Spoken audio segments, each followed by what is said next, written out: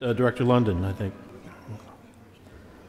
Yeah, I want to thank all the people who have come out tonight for both this charter application and the one that will come next. And tonight, I have to speak my conscience. This is my 5th year sitting on this dais. When I joined this school board in January of 2009, we were in the final 6 months of state receivership. We've come through state receivership.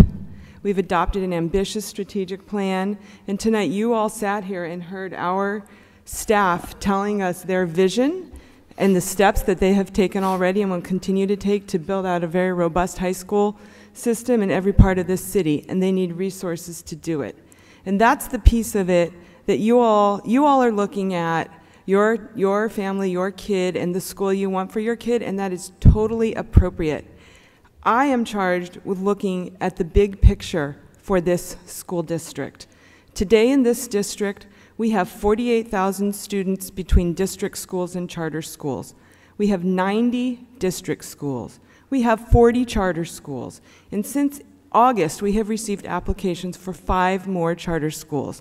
If we grant those applications, we will have 135 schools serving 48,000 students. That is too many schools for the number of students that we have, and I want to give you a little perspective on that. Other districts with this number of students have far fewer schools. Sacramento Unified, 47,000 students, 81 campuses. San Francisco Unified, 55,000 students, 101 K through 12 schools, and 11 charter schools authorized by the school district. Mount Diablo Unified, 32,000 students, about 50 schools. What's happening here is if we continue to grant charters, we are poaching from one another. We are ensuring that this board will be forced at some point in the future to make the difficult choices that several of us sitting on this dais had to make a couple of years ago around closing schools. And as you can see, schools develop constituencies very quickly. So I just want to come back to this. I have an obligation.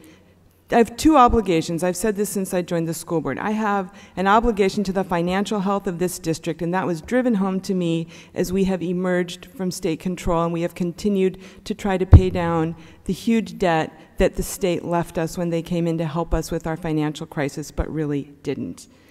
And I also have an obligation to ensure the resources to provide quality education to every area of this city. And it is my sincere belief that if we continue to grant charter schools in this district, we compromise our ability to provide a quality education in every part of the city. And I can run the math for you, I can run the economics, but you're all smart enough to do it yourselves.